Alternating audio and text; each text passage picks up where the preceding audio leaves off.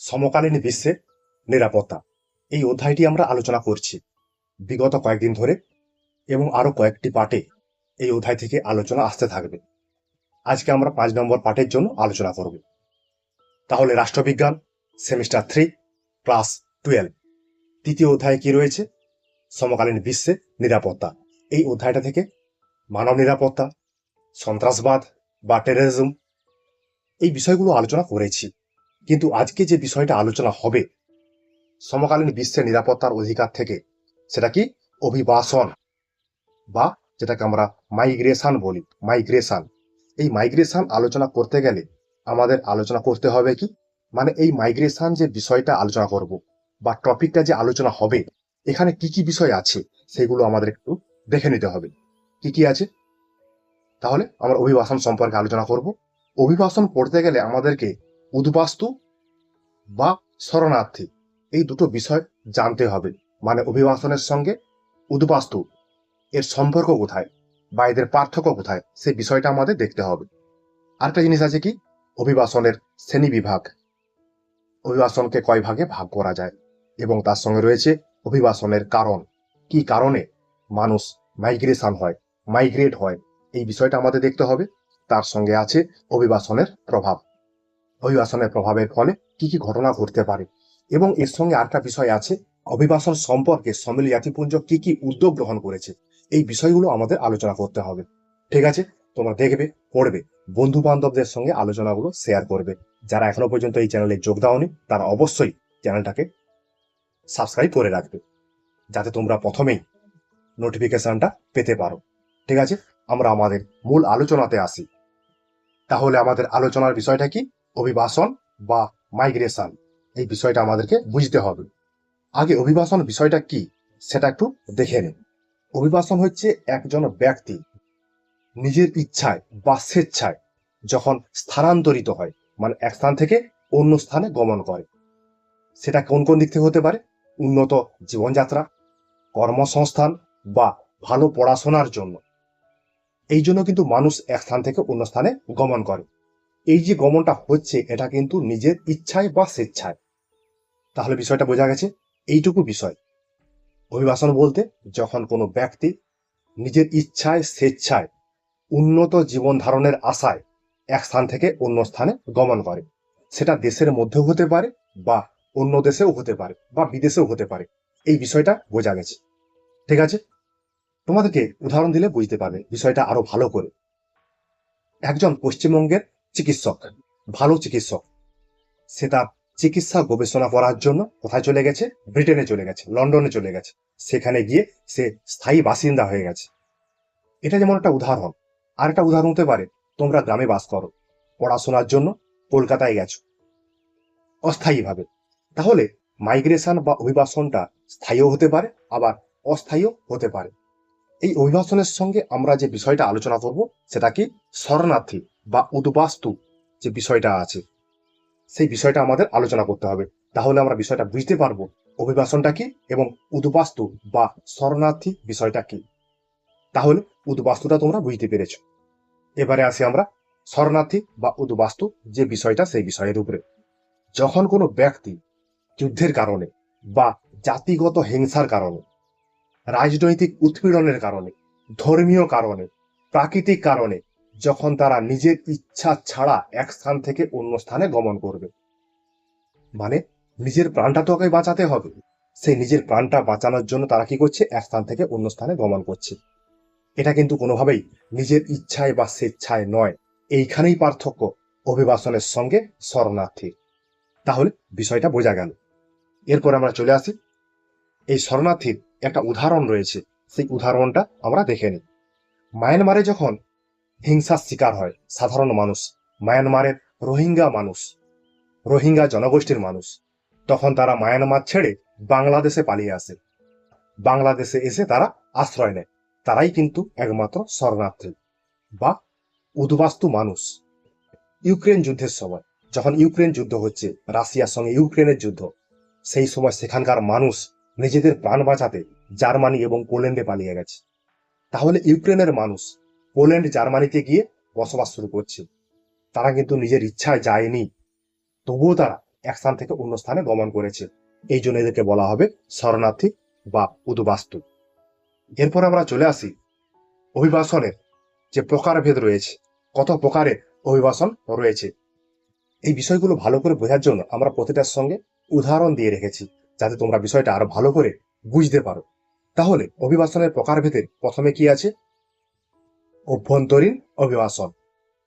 আভ্যন্তরীণ অভিবাসন বলতে ভৌগোলিক সীমানার মধ্যে যখন মানুষ এক স্থান থেকে অন্য স্থানে গমন করে, তখন তাকে বলা হবে আভ্যন্তরীণ অভিবাসন।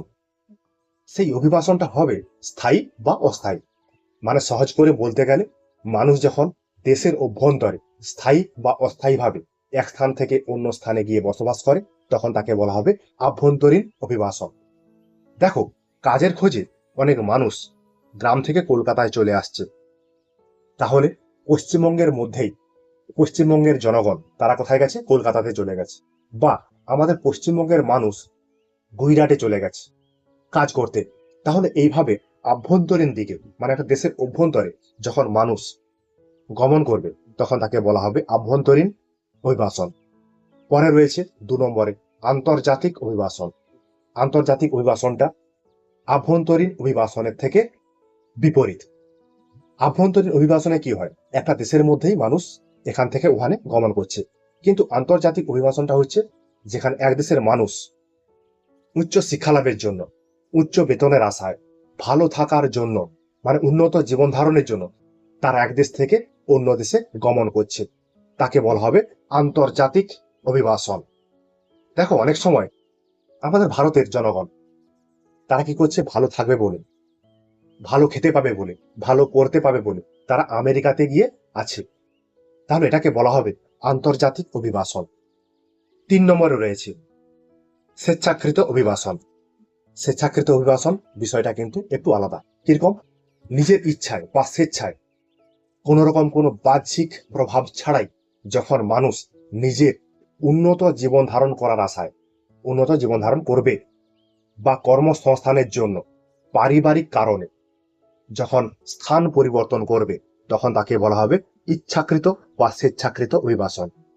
দেখো, ভালো বেতনের আশায় একজন সফটওয়্যার ইঞ্জিনিয়ার ভারত ছেড়ে আমেরিকাতে গিয়ে বসবাস করছে, সেখানে উন্নত বেতন আছে। এই কারণেই এটা নিজের ইচ্ছাই করছে বলে একে বলা হবে স্বেচ্ছাকৃত অভিবাসন। 4 নম্বরে রয়েছে অনিচ্ছাকৃত অভিবাসন। যখন একটা দেশে যুদ্ধ, দাঙ্গা, রাজনৈতিক উৎপীড়ন, প্রাকৃতিক দুর্যোগ ইত্যাদি ইত্যাদি কারণে যখন নিজের ইচ্ছা না থাকা সত্ত্বেও এক স্থান ছেড়ে অন্য স্থানে গিয়ে আশ্রয় নেয়, তাকে বলা হবে তোমার অনিচ্ছাকৃত অভিবাসন। তাহলে এই অনিচ্ছাকৃত অভিবাসনের সঙ্গে কিন্তু শরণার্থী বা উদ্বাস্তুর একটু যোগাযোগ বা সাদৃশ্য রয়েছে। যেমনটা আমরা উদাহরণ দিয়েছিলাম, যুদ্ধের কারণে সিরিয়া বা ইউক্রেনের মানুষ অন্য দেশে গিয়ে আশ্রয় গ্রহণ করছে, মানে পোল্যান্ডে বা জার্মানিতে গিয়ে আশ্রয় গ্রহণ করছে। সেটা কিন্তু নিজের ইচ্ছায় কোনোভাবেই নয়। এই জন্য এটাকে বলা হবে অনিচ্ছাকৃত অভিবাসন। পরে 5 নম্বরে রয়েছে বৈধ অভিবাসন। বৈধ অভিবাসনটা কি? যখন সরকার অনুমতি দেবে। সরকার বৈধ অনুমতি দেয় কখন? যখন সে পাসপোর্ট দেয়, ভিসা দেয়, প্রয়োজনীয় ডকুমেন্টস থাকে অন্য দেশে পাড়ি দেওয়ার জন্য, তখন তাকে বলা হবে বৈধ অভিবাসন। মানে এখানে একজন ব্যক্তি নিজের ইচ্ছায় বৈধভাবে এক রাষ্ট্র থেকে বা দেশ থেকে অন্য দেশে পাড়ি দিচ্ছে, তাকে বলা হবে তোমার বৈধ অভিবাসন। এটা কি ক্ষেত্রে হয়? স্টুডেন্ট ভিসা বা ওয়ার্ক পারমিটের জন্য বৈধভাবে বিদেশে গমন, এটা কিন্তু বৈধভাবেই হচ্ছে। এই জন্য একে বলা হচ্ছে বৈধ অভিবাসন। পরে 6 নম্বরে রয়েছে অবৈধ অভিবাসন। যখন দেশে যে নিয়ম প্রচলিত রয়েছে, মানে এক স্থান থেকে অন্য স্থানে যাবার জন্য তার জন্য কি কি দরকার?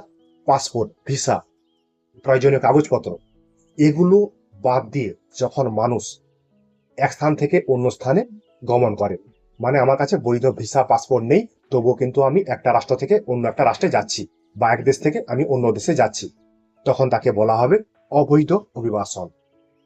এই অবৈধ অভিবাসনটা হয় সীমান্ত এলাকাতে লুকিয়ে, ট্রলারে করে বা জাহাজের এক কোণে লুকিয়ে থেকে এক স্থান থেকে অন্য স্থানে যাচ্ছে, মানে এক দেশ থেকে অন্য দেশে যাচ্ছে, তখন তাকে বলা হবে অবৈধ অভিবাসন।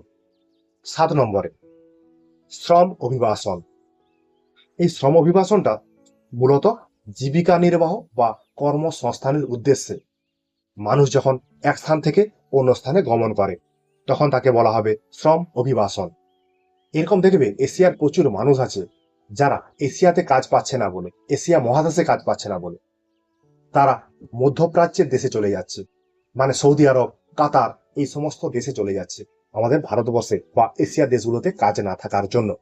আরো সহজভাবে বুঝতে গেলে আমরা বলতে পারি পশ্চিমবঙ্গে কাজ না থাকার জন্য মানুষ গুজরাটের চটকলে চলে যাচ্ছে, সেখানে গিয়ে কাজ করছে। এটাকে বলা হবে তোমার শ্রম অভিবাসন। 8 নম্বরে গুরুত্বপূর্ণ একটা অভিবাসন রয়েছে, সেটা কি পরিবেশগত অভিবাসন। যখন জলবায়ু পরিবর্তন হয়, প্রাকৃতিক দুর্যোগ হয়, বা নদীর পাড় ভাঙন হয়, এমনকি সমুদ্রের জলপৃষ্ঠের স্তর বৃদ্ধি পেয়েছে, এরকম যদি প্রাকৃতিক কারণ ঘটে তখন সেই এলাকার মানুষ বাঁচার জন্য অন্য স্থানে গিয়ে আশ্রয় গ্রহণ করে। মানে তারা এই সমস্ত কারণে বাস্তুচ্যুত হয়ে যখন অন্য স্থানে গিয়ে বসবাস করে তখন তাকে বলা হবে পরিবেশগত অভিবাসন। দেখো মুর্শিদাবাদে যে নদীটা রয়েছে ভাগীরথী নদী, সেই ভাগীরথী নদীর পাড় ভাঙনের ফলে সেই এলাকার মানুষ ওই স্থান থেকে ঘর বাড়ি সরিয়ে নিয়ে গিয়ে অন্য স্থানে গিয়ে বসবাস করছে। এটা হচ্ছে একমাত্র নদীর পাড় ভাঙনের ফলে। নদীর যে পাড় রয়েছে সেটা কি মানুষ ভাঙছে না প্রকৃতি দ্বারাই নির্ধারিত, প্রকৃতি করছে, সেটা কিন্তু কোনোভাবেই মানুষ আটকাতে পারে না। এই কারণে যে অভিবাসনটা হয় তাকে বলা হবে পরিবেশগত অভিবাসন। পরে 9 নম্বরে একটা অভিবাসন রয়েছে উন্নত জনিত অভিবাসন।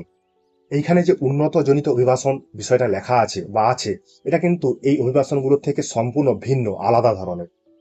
একটা জায়গা উন্নত হবে, তার জন্য সরকার জমি অধিগ্রহণ করছে। একটা এলাকা দিয়ে বড় সড়ক পথ যাবে, সেই এলাকাতে জমিন দরকার, জায়গা দরকার, সেইখান থেকে মানুষকে কি করা হয়, উচ্ছেদ করা হয়। সেই উচ্ছেদের কারণে ওই এলাকার মানুষজন তারা কি করে, অন্য স্থানে গিয়ে বসবাস করছে। এই জন্য একে বলা হচ্ছে উন্নয়ন জনিত অভিবাসন। এগুলো কি কি কারণে হয়, বাঁধ নির্মাণ, সড়ক নির্মাণ বা শিল্পায়নের কারণে এই ধরনের অভিবাসনগুলো হয়ে থাকে, মানে উন্নয়ন জনিত অভিবাসন। পরে রয়েছে অভিবাসনের কারণ, কি কি কারণে অভিবাসনগুলো হয়ে থাকে। অভিবাসনের কারণগুলো কিন্তু একটু বিচিত্র টাইপের, মানে বৈচিত্র্যময়। কেউ নিজের ইচ্ছায় তার নিজ গৃহ, নিজ দেশ ত্যাগ করছে, বা কেউ উপায় না পেয়ে তারা নিজ স্থান, নিজ গৃহ ত্যাগ করছে। তাহলে অভিবাসন হচ্ছে সে নিজের ইচ্ছাই হোক বা অপরের ইচ্ছাই হোক বা প্রাকৃতিক কারণেই হোক। সেই কারণগুলো আমরা দেখে নেব পরপর কি কি কারণ রয়েছে। প্রথম 1 নম্বরে যে কারণটা রয়েছে রাজনৈতিক কারণ। রাজনৈতিক অস্থিতিশীলতা, এটা কিন্তু অভিবাসনের একটা মূল বড় অন্যতম কারণ। যদি কোনো রাষ্ট্রে গৃহযুদ্ধ লেগে যায়, রাজনৈতিক উৎপীড়ন শুরু হয়, মানুষের মধ্যে যদি মত প্রকাশের অধিকার না থাকে, রাষ্ট্র যদি একনায়কতন্ত্রের ভূমিকা পালন করে, তখন মানুষ নিরাপদ আশ্রয় পাওয়ার জন্য অন্য দেশে পাড়ি দেয়। যেমনটা আমরা উদাহরণ দেখেছিলাম সিরিয়া, আফগানিস্তানের মানুষ ভালো থাকার জন্য তারা ইউরোপের দেশে চলে যাচ্ছে। তাহলে সিরিয়া এবং আফগানিস্তানের যে ব্যক্তিগণ তারা কিন্তু রাজনৈতিক কারণে ইউরোপে যাচ্ছে। তাহলে এটা একটা অভিবাসনের গুরুত্বপূর্ণ দিক, রাজনৈতিক কারণ। পরে রয়েছে অর্থনৈতিক কারণ। অভিবাসনের যেমন রাজনৈতিক কারণ আছে, তেমন কিন্তু অর্থনৈতিক কারণ আছে। অভিবাসনের সবচেয়ে প্রধান এবং মূল যে কারণটা রয়েছে সেই কারণটা অর্থনৈতিক সচ্ছলতা। নিজ দেশে যদি সে বেকার থাকে, নিজের দেশ যদি বেকারত্বে ভোগে, নিজের দেশে যদি দারিদ্রতা দেখা দেয়, নিজের দেশে যদি কর্মসংস্থান না থাকে, তখন মানুষ জীবন বাঁচানোর নেশায় অন্য দেশে পাড়ি দিচ্ছে। অন্য দেশে পাড়ি দিচ্ছে এই কারণে যাতে তার জীবনযাত্রার মানটা আরো উন্নত হয়। তারা সেখানে গিয়ে উন্নত বেতন পাবে, উচ্চ বেতন পাবে, সেখানে সে পরিবারের লালন পালন করতে পারবে। তাহলে এটা একটা মূল কারণ অভিবাসনের ক্ষেত্রে, অর্থনৈতিক কারণ।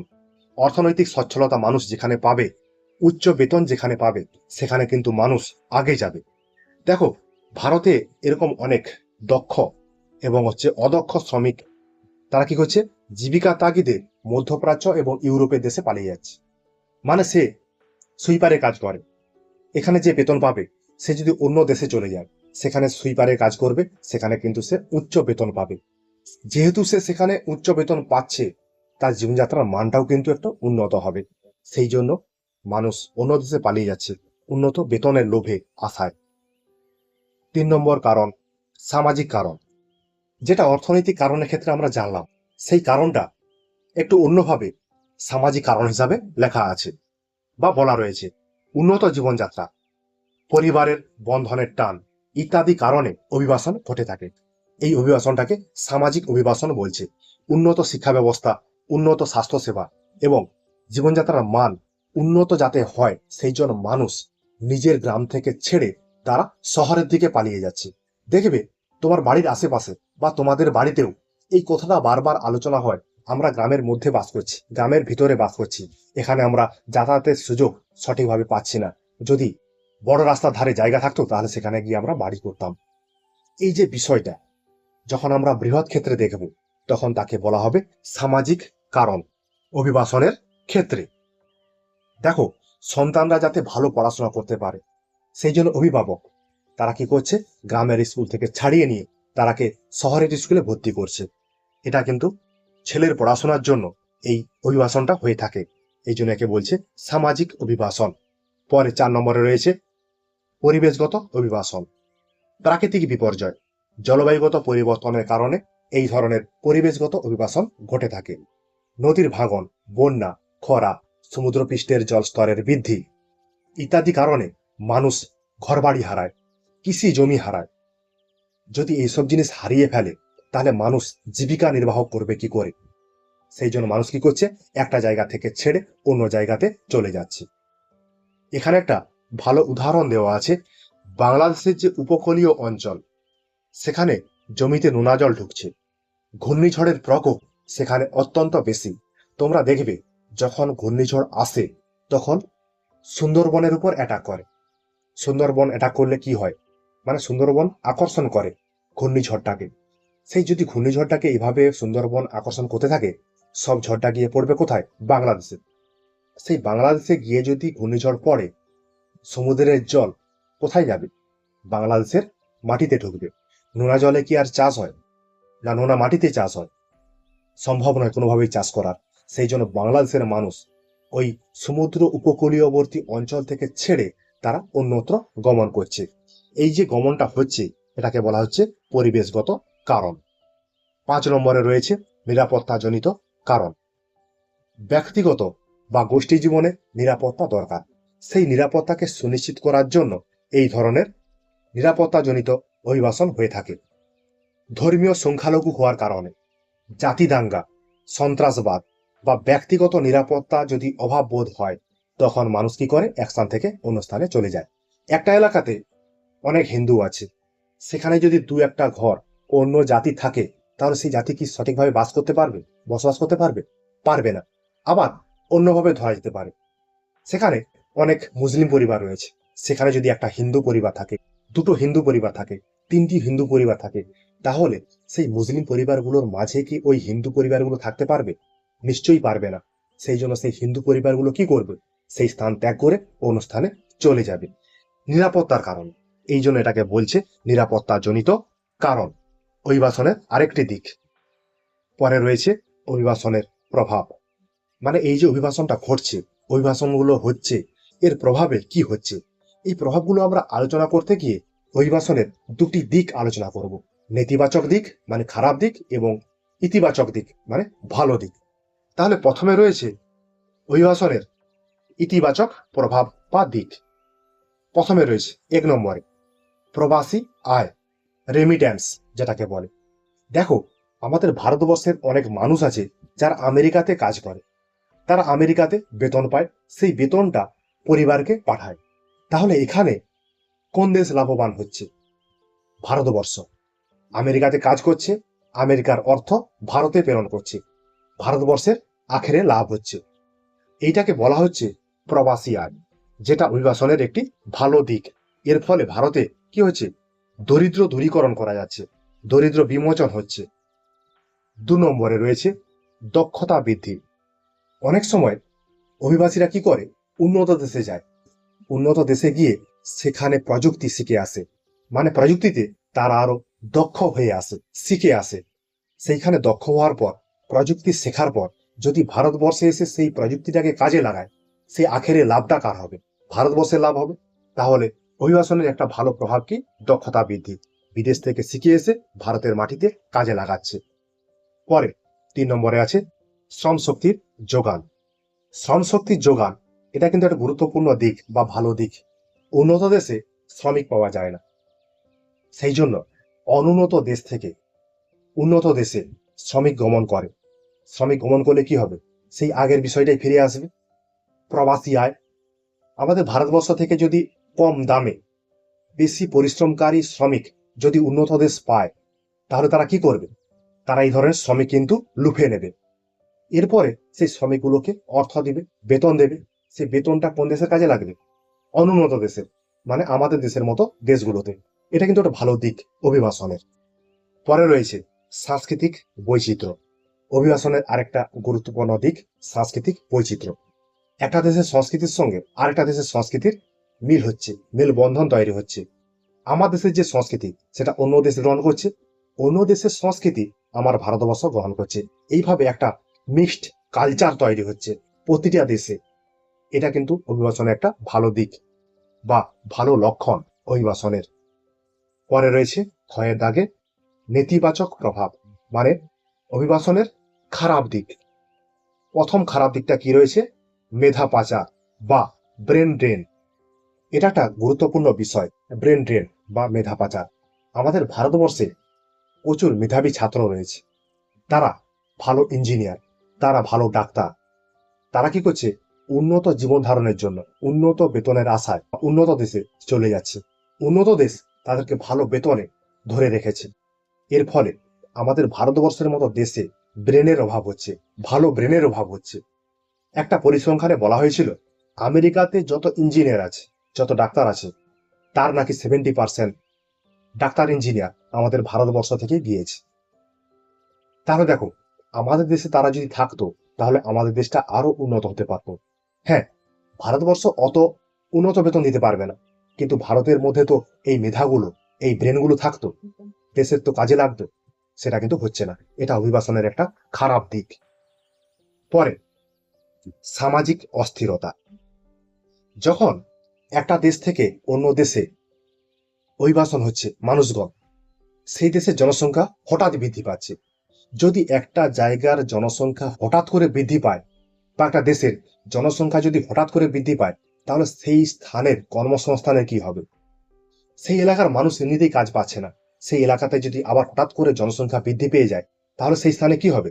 কর্মসংস্থানের অভাব দেখা দেবে, সামাজিক অস্থিরতা দেখা দেবে, সামাজিক সম্পদের দ্বন্দ্ব দেখা দেবে। এটা অভিবাসনের খারাপ দিক। সিয়ে দাগে আছে জনসংখ্যার চাপ। জনসংখ্যার বৃদ্ধি পাওয়ার ফলে যেমন গন্তব্যে, মানে যে দেশে জনসংখ্যা বৃদ্ধি পেয়েছে সেই দেশে যেমন কর্মসংস্থান এবং সম্পদের কমতি দেখা দেবে, সেরকম সেই এলাকাতে আবাসন, মানে থাকার জায়গা, স্বাস্থ্য, পরিবহন ইত্যাদি ব্যবস্থার উপর প্রচুর পরিমাণে চাপ পড়বে। সেই চাপ সরকার সামলাতে পারবে না, সেখানে জনবিস্ফোরণ দেখা দেবে। এটা অভিবাসনের একটা খারাপ দিক, জনসংখ্যার চাপ। জনসংখ্যার চাপ হলে কোনোভাবেই সরকার সঠিক পদক্ষেপ গ্রহণ করতে পারবে না। ডিতে আছে নিরাপত্তার ঝুঁকি। যদি অবৈধ অভিবাসন হয়, অবৈধ অভিবাসনটা আমরা জেনেছিলাম, পড়েছিলাম, গোপনভাবে বৈধ ভিসা পাসপোর্ট ছাড়া যদি এক স্থানের মানুষ অন্য রাষ্ট্রে গিয়ে বসবাস করতে শুরু করে, তাহলে সেটাকে বলা হবে অবৈধ অভিবাসন। যদি এরকম অবৈধ অভিবাসন হয়, তাহলে সেই এলাকাতে মাদক পাচার হবে, মাদক চোরাচালান হবে, জাল টাকার ব্যবসা হবে, আফিং, গাঁজা, নেশার দ্রব্য বেশি পরিমাণে ছড়িয়ে পড়বে যদি অবৈধ অভিবাসন হয়। অভিবাসন ভালো, সেই দিকগুলো আমরা আলোচনা করলাম, কিন্তু যদি অবৈধ অভিবাসন হয়, সেটা কিন্তু নিরাপত্তার ক্ষেত্রে ঝুঁকি হয়ে দাঁড়াবে। তাহলে আমরা অভিবাসনের কারণ, অভিবাসনের বিভিন্ন বিভাগ এবং অভিবাসনের যে বিভিন্ন দিকগুলো রয়েছে, ইতিবাচক নেতিবাচক দিক, সেই বিষয়গুলো আলোচনা করলাম। এরপরে আমরা যে বিষয়টা আলোচনা করব, গুরুত্বপূর্ণ দিক, অভিবাসন সংক্রান্ত আন্তর্জাতিক উদ্যোগ। অভিবাসনের ক্ষেত্রে বা মাইগ্রেশনের ক্ষেত্রে আন্তর্জাতিক স্তরে কি কি উদ্যোগ গ্রহণ করা হয়েছে। বিশ্বজুড়ে অভিবাসন প্রক্রিয়াকে নিরাপদ এবং সুশৃঙ্খল করতে আন্তর্জাতিক কিছু সংস্থা রয়েছে, তারা কিন্তু গুরুত্বপূর্ণ ভূমিকা পালন করছে। সেই সংস্থাগুলো কি কি বা তারা কি কি কাজ করছে? প্রথমে রয়েছে IOM, international organization for migration. IOM, এটার ফুল ফর্ম অবশ্যই তোমরা দেখে রাখবে, পরীক্ষাতে পড়ে। এটা অভিবাসন সংক্রান্ত একটা আন্তর্জাতিক সংস্থা। তারা কি করে? অভিবাসীদের অধিকার রক্ষা করে, মানবিক সহায়তা প্রদান করে, দেশের মধ্যে যে অভিবাসন নীতি আছে সেই নীতিগুলোর মধ্যে সমন্বয় সাধন করে থাকে। তাহলে অভিবাসন সম্পর্কে IOM গুরুত্বপূর্ণ ভূমিকা পালন করছে বা পালন করে থাকে। 2 নম্বরে আন্তর্জাতিক একটি সংস্থা রয়েছে, global impact for migration, GCM। 2018 সালে সম্মিলিত জাতিপুঞ্জ দ্বারা গৃহীত একটি আন্তর্জাতিক ফ্রেমওয়ার্ক। তারা কি করছে বা তাদের লক্ষ্যটা কি? তাদের লক্ষ্য হচ্ছে অভিবাসনকে নিরাপদ, সুশৃঙ্খল এবং নিয়মিতভাবে যাতে অভিবাসন হয় তা সুনিশ্চিত করা এর প্রধান লক্ষ্য। বা যদি অবৈধ অভিবাসন হয় সেটাও কিন্তু হ্রাস করা বা সেটা কমানো এই GCM এর মূল কাজ বা মূল লক্ষ্য।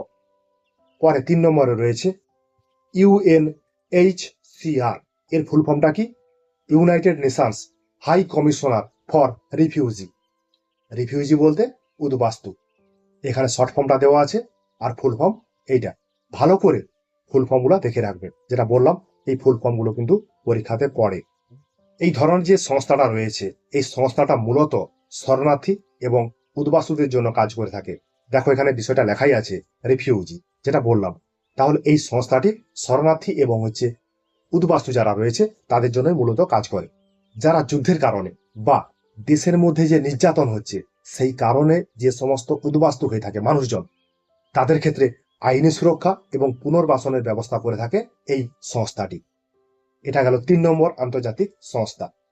পরে রয়েছে 4 নম্বর টেকসই উন্নয়ন লক্ষ্যমাত্রা, সাস্টেনেবল ডেভেলপমেন্ট গোলস। সাস্টেনেবল ডেভেলপমেন্টটা কি বা টেকসই উন্নয়নটা কি? ছোট্ট এবং সহজ ভাষাতে, বর্তমানে সম্পদের এমন ব্যবহার হবে যাতে ভবিষ্যতেও সেই সম্পদের ব্যবহার করতে পারে।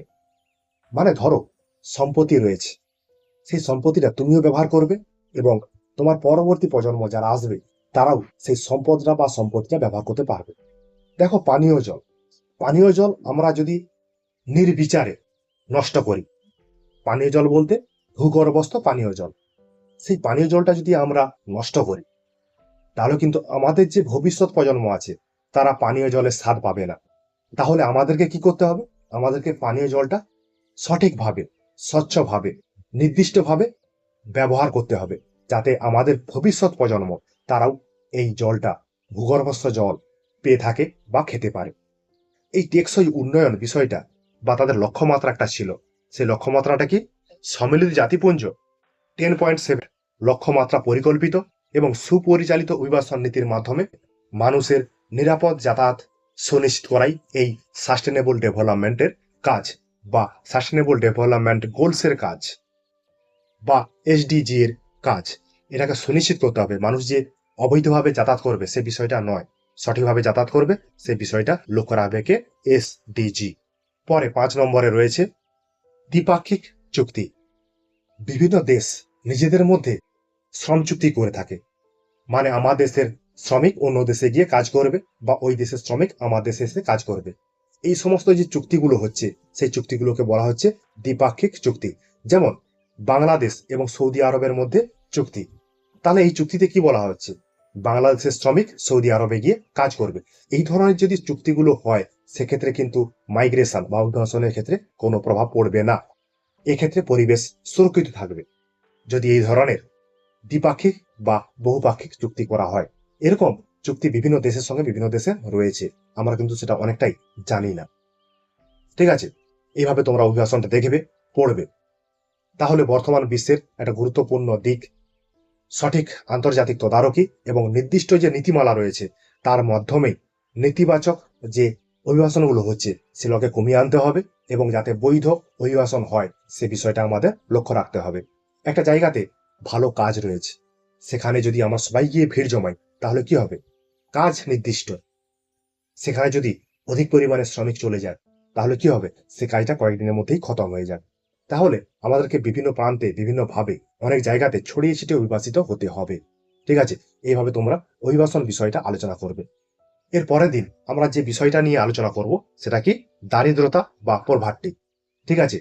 তোমরা দেখবে, পড়বে, বন্ধু বান্ধবদের সঙ্গে আলোচনাগুলো শেয়ার করবে। যারা এখনো পর্যন্ত এই চ্যানেলে যোগ দাওনি তারা অবশ্যই যোগ দিয়ে দেবে।